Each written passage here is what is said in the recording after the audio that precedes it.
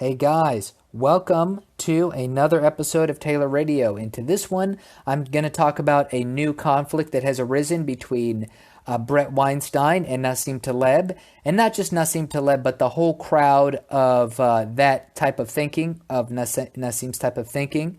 If you want to know his type of thinking, read the inserto, look up complexity science, look up chaos science. That'll kind of point you in a similar direction. And him and Bret get into a couple Twitter exchanges. Super interesting. I talk about religion, what is truth, what is rationality, how does it connect to evolution. Super interesting stuff. Okay, you can follow me on YouTube. I already said Taylor Space Stutch. Follow me on my website, tstutch.com. Follow me on Twitter, tstutch1. Buy my shit at tstutch.com. Thank you and enjoy. Okay, guys, let's start things off with a little bit of fire today. So, there's a bit of a conflict going on right now between Bret Weinstein and Nassim Taleb. Now, it's not necessarily a full-on beef between the two, but they have very conflicting ideas about Christianity, about religion. So let's take a look. The other day, a couple days ago, Bret got some areas of Twitter sparked up. He got them sparked up, buddy. Here was his tweet. He said, "We are going to have to figure out how to govern the earth. That requires us to agree on values, ground rules, and assumptions. I don't care about private faith. I care that all populations maintain compatibility with a common belief system that prioritizes no one's sacred book." So, actually, there's another tweet that before this one. But the reason why this tweet is controversial and why it comes onto Nassim Taleb's radar is because Nassim Taleb is a advocate of what he calls localism, which is, and I'm a believer of this. So I'm a follower of this idea that basically around the world, the best system for government is local systems for government, where people can choose different ways they want to govern themselves at a small level. And, because at a world level, first off, once you even get to a national level, it's difficult enough to agree how we're going to be governed. And so for Taleb, localism is the best way for people to be governed. And it is the one that is the least totalitarian of all types of government systems. So essentially, with that, it is in direct contrast to what Bret is talking about here. Here's the thing, is I kind of understand what Bret is saying. He's saying that as a Earth, we need to figure out something we can agree on. And we need to see if we can make some ground rules that we can all agree on and move forward from there. The reason that this is antithetical to the idea of localism is because with this set of ideas, everybody needs to agree on something. And under localism, no, not everybody. Everybody doesn't have to agree on stuff. Somebody in another part of the world can have a totally different style of living than somebody in the United States. And they don't need to have ground rules that they agree upon first. And so that is, that's what I see as coming from a huge conflict at that point. Now, Taleb responded to his tweet and said, "A lunatic, dangerous. I thought the social planner was a closed problem."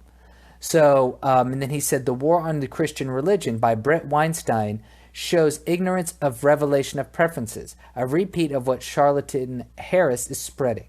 Religion is not epistemic, but functional, precautionary, and lindy. So, and then he says, "A summary of my point. Judging people on their beliefs is not scientific. There is no such thing as rationality of a belief. There is a rationality of action. A rationality of an action can only be judged by evolutionary considerations." So that's what Taleb is trying to say. The reason that Taleb is referencing Christianity is because Bret previously talked about how if Christianity is going to be used as a philosophical system, then they need to abandon their magic claims, is what he said. So let me see if I can actually find that that quote. So, oh yeah, he said, you're right, the whole narrative, here it is. Oh, no. Anyway, here's one of his quotes that summarizes it. He goes, the whole narrative falls apart without the magic, but it also falls apart in the light of geology, biology, paleontology, cosmology, just for starters. It's a mistake to pretend otherwise. Time for an update. So Bret is saying that Christianity essentially needs to be updated to reflect our new scientific understanding of the world. And talks about, in a previous tweet, he had described how if anyone wants to take Jesus' philosophy as something that can be used in the real world today, then people need to abandon the what he calls the magic claims, like the walking on water and things like that. So what the reason? So this is really interesting. This brings up a really interesting point about religion and about what it means. So Bret is saying that we need to change Christianity. In order for it to be valid for today, it needs to be updated to our current scientific understanding of the world. And what Taleb is saying here is the war on Christianity shows an ignorance of the revelation of preferences, a repeat of what charlatan Harris is spreading. He says religion is not epistemic but functional, precautionary, and Lindy. So what does he mean? It's not epistemic. So what he's talking about here is that religion is not meant to show you knowledge as knowledge in itself. So when you read the Bible, you may not be learning the actual, what we would consider material substance of the universe, right? Or when it says God created the earth in 7 days, it might not actually be the 7 days that it might not be 7 days he created the universe, right? Or the apple in the garden. It's not necessarily like, oh, there was an apple eaten in the garden. The apple is made of atoms. The atoms are made of quarks or gluons or whatever the fuck. It's not meant to talk about the fundamentals of knowledge in itself. That's not what Christianity is for. That's epistemic. Epistemic is the actual knowledge. I believe it's essentially what is the real knowledge. So it's not a knowledge about the world per se, but it's functional knowledge. So the functional knowledge, it's functional because it's meant to provide a system, what it acts as is it creates a system of behaviors that people can act on to help them survive. Whether or not the underlying things that are said about the world are scientifically true, they can be evolutionarily true, as in they can further the evolution of the species, but they may not be true in the sense of if I run a series of experiments, then I'm going to prove that people can walk on water. Well, clearly, we cannot prove that people can walk on water. That's the bottom line. So, according to our modern scientific ideas of truth, our Newtonian ideas of truth show that some of the claims in the Bible are Newtonianly false. People cannot walk on water. Like, we don't observe anyone walking on water. But if people believe that Jesus walked on water, and that leads people to follow Jesus's teachings, and Jesus's teachings lead people to live a more survivable life over the long term, then that is functionally true. It doesn't need to be epistemically true. So it doesn't mean that Jesus need to have actually walk on water, but functionally it's true, as in if I act as if I believe Jesus walked on water, and I act as if the claims in the Bible are true, I have a better chance of surviving. That is the idea behind religion being epistemic and functional. So when Taleb says that religion is, especially, and he knows Christianity here, is precautionary and Lindy, What does he mean here? So precautionary. So it means, I'm actually not sure what aspects of Christianity are precautionary, but I'll describe what I think he's talking about here, or at least what precautionary is. Precautionary is you don't introduce systemic risks into the system. What would be the best way to put it? You don't hastily introduce systemic risk into a system. So basically, you have one watering hole, okay? And somebody says, hey, I found a way. Let's say you have a watering hole and it's not a clean watering hole, but you know how if you let the dirt and everything settle to the ground, then you can get some of the cleaner parts of the water on top. So let's say there's a watering hole and it's not entirely clean, but it's the cleanest source of water a group has to drink from. The precautionary principle would say that if you think you invented a way to clean the watering hole via, like, say, chemicals, right? If I say, hey, if I put this chemical into the water, I've just found a chemical that will clean the water, then it will clean the entire watering hole. So that introduces a systemic risk, because if the chemical does quote unquote clean the watering hole, but introduces, say, the chemical, if it's ingested, kills somebody from some kind of organ failure after a week, right? Say you go, if I introduce this chemical to clean the watering hole, then less people will die of dysentery and stuff. But by introducing that chemical, you introduce the systemic risk to everybody drinking there. That instead of cleaning out the water in a way by taking things out of the water, by introducing something to the entire supply of water, you are now risking everybody's life who drinks from that watering hole. So how is Christianity precautionary? I'm not exactly sure, but I do understand that it's Lindy. So Lindy is essentially the longer that something is around, the more validity it has to it. The longer it's been around shows that it has survived the test of time. And because it has survived the test of time, it has survived all the ups and downs of civilization, the ups and downs of, civilizations have come and gone. Ideologies have come and gone, but Christianity still remains. So because it has survived, there is something to it that should not be discarded. And we don't necessarily know what that is. So that is how I believe Lindy applies to this situation. Let me go ahead, take a brief break here. Shout out to my sponsor at Anchor, and I'll be right back. Hey guys, have you heard about Anchor? You probably have. In fact, you may have heard about it just before you're hearing about it now. But I want to tell you guys, I have been using Anchor to make my podcast for a little while now, and I really like it. They have lots of different things we can do. So what is it exactly? What do they provide? Well, for one, obviously it's free.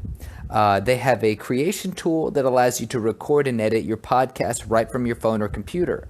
I've had to use this multiple times. You make a podcast, you want to edit some stuff out, you can use their tool directly from the app or in the computer. And Anchor will distribute your podcast for you, so it can be heard on Spotify, Apple Podcasts, and many other platforms. This is one of the best things that I like about Anchor, is that they automatically distribute your podcast to different platforms all over the internet. So download the free Anchor app or go to anchor.fm to get started. So I find this extremely interesting, that this is, so I have learned a lot more about these principles as I've been learning more and more about Taleb, as I've been reading more about his writings, and also I'm learning now about complexity. So anyway, what's interesting to me is how he also, so about the revelation of preferences that he mentioned, somebody made this comment underneath it. They said, Bret has been very oppressed in America by Christians, yet his preference to not move to one of the 57 Muslim majority countries is revealing. So then that guy says what I implied, but that's a good point. Why should he be equally critical? Is there not an ideology? I don't know. Anyway, it is a very interesting debate, in my opinion. So, hold on here. Let me backtrack a little bit. There's another guy that I was on named Joe Norman, who was on top of all of this as well. So Joe Norman is a complexity scientist, and let's see here.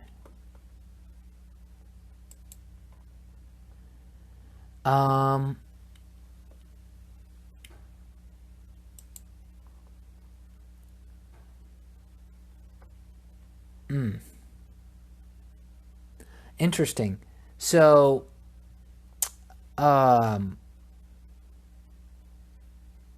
okay, forgot where I was going. I just find this to be a extremely fascinating debate between these two guys. So the reason I find it fascinating is because I am learning more and more about these concepts myself, and about the idea of the claims of Christianity. And I think I understand why Taleb would say, so, okay, there's a couple things. One reason why it would not be appropriate for, say, Bret to say that we need to get rid of the truth claims is because, one, he is asserting that he knows best and that there's one way everybody should be. So basically, in order for Christians to be able to follow the philosophy of Jesus, he's asserting there's only one way to do it, right? Whereas according to, if you look at Taleb's, and there's not Taleb's ideas, but he's kind of brought them together. If you look at the ideas of chaos and complexity, then you'll see that, that there are, if you look at evolution, complexity, chaos, then you want to have various systems. You don't want to have one overall centralized system of thinking and governing that if something goes wrong, it poses a quote-unquote systemic threat to the whole. So if everybody in Christianity says, okay, we're going to get rid of the magic claims of Christ, then that could introduces a systemic change to the whole ideology, to everybody that believes in Christianity. If everybody is supposed to change their way of thinking, one, I believe that would introduce on a systemic basis, that would be a problem, right? That everybody believes the same thing. So that's one issue. The other, the mere fact that he believes that he knows the right way to do it is a problem in itself, right? So part of one reason I love Taleb is because he frequently talks shit to people who think everybody needs to think my way. Everyone needs to think my way. This is the best way forward. And that is, I hate that kind of thinking. And it's something I've pushed back against for a long time. And it's actually something that I'm having to relearn, because when I went to college, I kind of came out with that type of thought process. And now I've been having to unlearn and relearn new things or old things. So now, why I want to address why might it be beneficial for people to believe in the magic teachings of Jesus Christ, of Jesus Christo. And here's what I think about it, is that there are and I actually already mentioned it earlier, but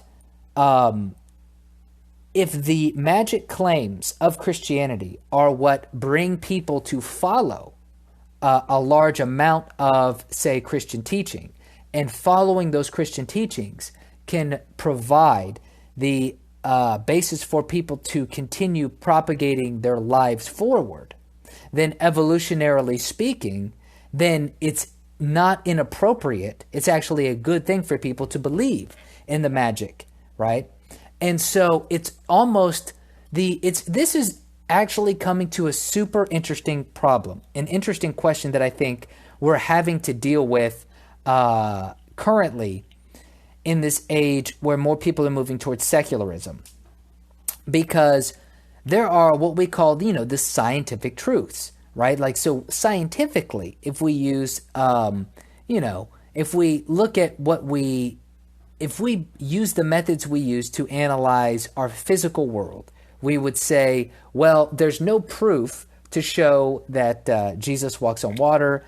Men, women, creatures of this earth cannot walk on water. There's really no way to explain, you can't die and then, be raised from death, right? Like, once you die, you're gone.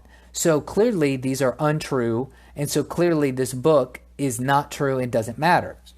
And the situation we're having to deal with in Western society today is, okay, so scientifically, if we look at it, that could be the case.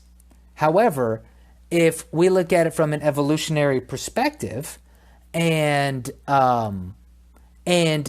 believing in the magic claims enables us to survive and propagate into the future, and those who don't believe in the magic claims die off, then who was correct? Right? If believing in science ends up, if the end result in believing in science ends in your death or ends in the death of humanity, is that actual truth? Is that actual objective reality? Because basically that's saying, hey, our belief in objective reality and truth killed us. So is that the truth? Or is the truth something deeper? Is the truth something deeper than Newtonian physics? Is it deeper than Newtonian science? Is it actually tied into our evolution and much deeper than what we've thought it was previously? So these are ideas that Jordan Peterson has talked about a lot. See, this is the thing, that when I talk about these subjects, I think this shit is fascinating. I had an epiphany last year about truth. Peterson broke down in a really interesting interview the difference between Newtonian and pragmatism, Newtonian truth and pragmatic truth. And basically, he talked about how Newtonian truth is the idea that the truth and objective reality lies outside of us. It's what we conduct, science experiments on. The problem is that science has also shown us that there are too many, basically, there are limits to what we can what we can perceive. And the other thing is this, is our perception apparatus limits what we even know to look for, and quote unquote objectively. And the idea of scientific truth didn't arise until the last few hundred years. And so they're basically, you know what? I'm kind of jumbling this up a lot. I'm really jumbling this up a lot. But there's essentially two types of truth that you can look at. One would be like a pragmatic type of truth, which is a truth that enables your survival over long periods of time. And then there's scientific truth, which is what most people think they believe in today. Scientific truth doesn't give you any values. You can't derive any values from scientific truth or through scientific fact. Also, scientific truth or scientific fact is very new to humanity. It's not an old process. We don't know how successful we will be in using scientific truth. So what Peterson talks about, and actually Taleb talks about it too, is that scientific truths are rooted inside of pragmatic and evolutionary truths. So basically, you can only practice doing science when you have successfully understood the truth of survival. So you have to believe evolutionary truth and pragmatic truth comes first in order for you to even get to the point of science, because you have to survive. So if you can't survive, you can never prove anything in science. So you can never prove any of the objective scientific reality if you can't survive first, if you can't first get through the reality of survival. And so for Peterson and Taleb, to an extent, truth is what enables you to survive. So if something that is quote unquote scientifically true kills you, then it's not true in the evolutionary sense. It's not something that is rational over time. It's not rational to believe in something that kills you. It is rational to believe in something that keeps you alive, is what Taleb would say.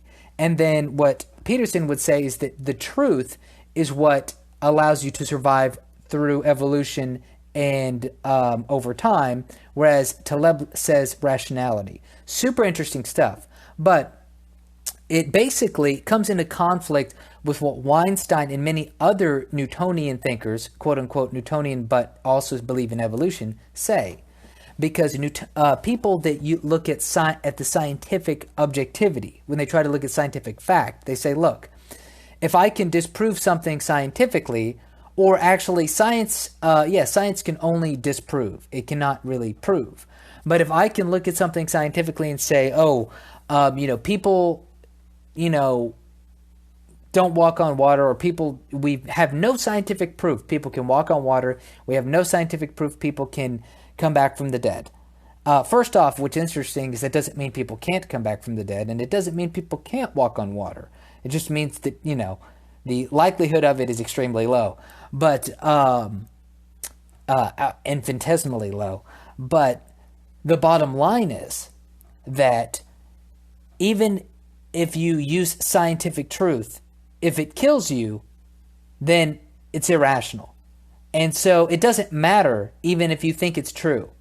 And a good example of this is like the nuclear weapons, right? Like if you were able to compare two Earths and one remained, one never got to the technological advancement that we have today, and the other did. One was us and one was what we would consider more primitive tribe. We would say that, say we end up destroying ourselves, right? We end up blowing ourselves up with nuclear weapons. We could turn to the other Earth and say, oh, wow, these people must be more rational than us, because even though they're more primitive technologically, they have survived a longer period of time. They didn't blow themselves up. So anyway, it's super interesting. And I know I was very convoluted there, but if you're interested in this, there's an awesome podcast that Jordan Peterson did, which helped open my eyes to this. The idea between a pragmatist evolutionary approach to truth and rationality versus a Newtonian, quote unquote, scientific approach to truth and rationality.